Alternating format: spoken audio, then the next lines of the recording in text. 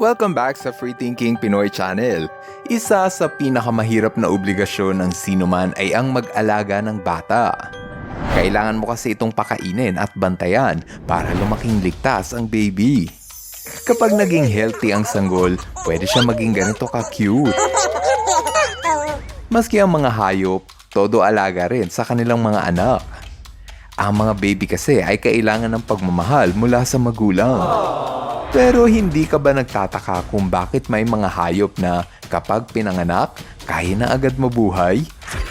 Gaya ng pagong, alam na agad nito ang gagawin paglabas nito sa itlog at kaya nitong mabuhay kahit hindi siya alagaan ng kanyang nanay. Ang tawag rito ay precocial baby. Ito ang bansag sa bagong silang na marunong lumaban sa buhay kahit mag-isa lang. Hindi ko tinutukoy rito yung baby na marunong nang lumaban. Iba pa yan.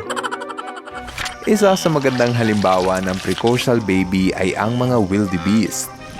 Alam mo ba na kaya na agad nitong tumayo kahit 2 minuto pa lang nang sila ay isilang. Pagkalipas lang ng 5 minuto, ang mga baby wildebeest ay kaya nang tumakbo. Alam na rin ng batang wildebeest na ang damo ang dapat niyang kainin kahit walang nagtuturo. Importante na maaga silang matutong tumakbo dahil kailangan nilang makaiwas sa mga kalaban. Ito ang kahulugan ng precocial baby. Yung mga bagong silang na hayop na kaya na agad mabuhay ng mag-isa gaya ng ostrich, kuneho, usa at itik. Malakas ang instinct ng mga baby animals na ito kaya't kaya nilang gawin ng mga bagay kahit sila ay bagong silang. Gaya rin ng cobra. Simula nang mapisa sila sa itlog, kaya na nitong mabuhay mag-isa. Precocial baby rin kaya si Neneng B?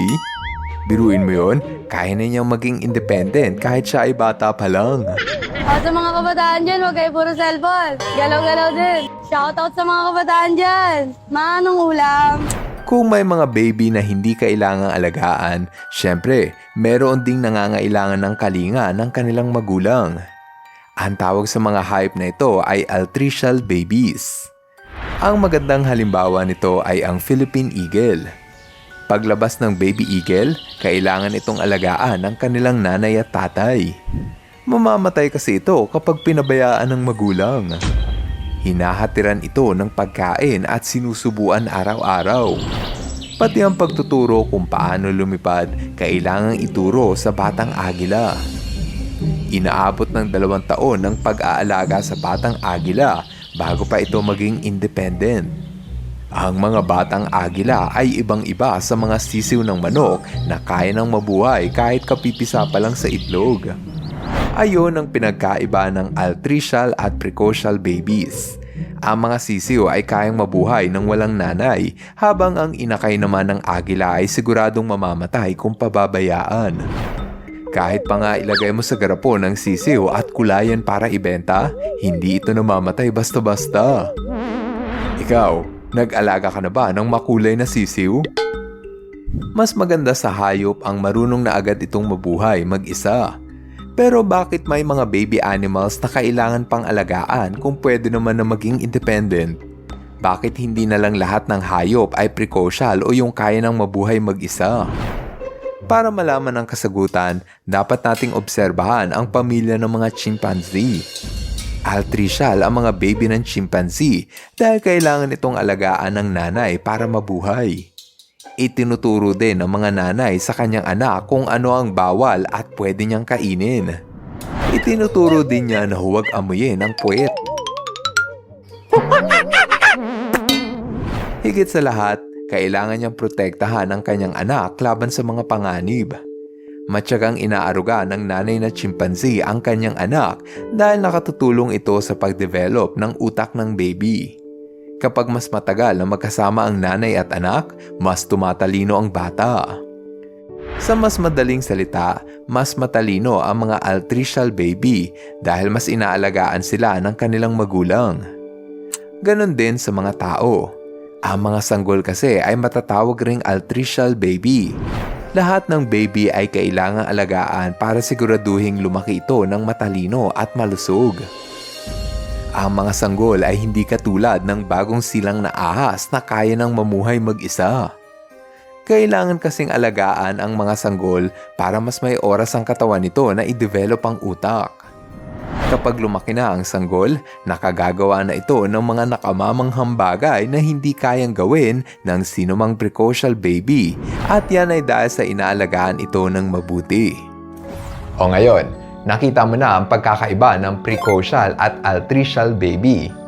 Precocial ang tawag sa mga baby na hindi kailangan ng gabay ng kanilang magulang para mabuhay, habang altricial naman ang tawag sa mga baby na kailangan ng gabay ng kanilang magulang, pero kapag lumaki na, mas matalino sila kumpara sa mga precocial.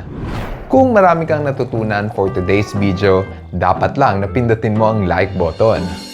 Oo nga pala, sa darating na April 8 ay ang anibersaryo ng Free Thinking Pinoy Channel. Grabe no, 4 na taon na pala tayong magkakasama. Bilang pasasalamat, mamimigay ako ng konting papremyo para sa masusugid nating subscribers.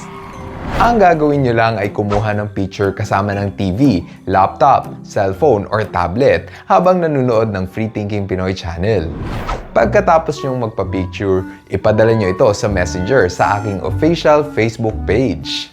Nilagay ko ang link sa description box para madali nyong makita.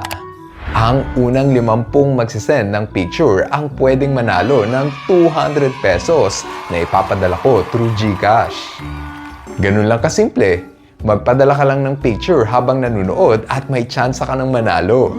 Pwede lang kayong mag-send ng picture sa April 7 kaya may araw pa kayo para mag-prepare. Ngayon, andito na tayo sa ating shoutout portion.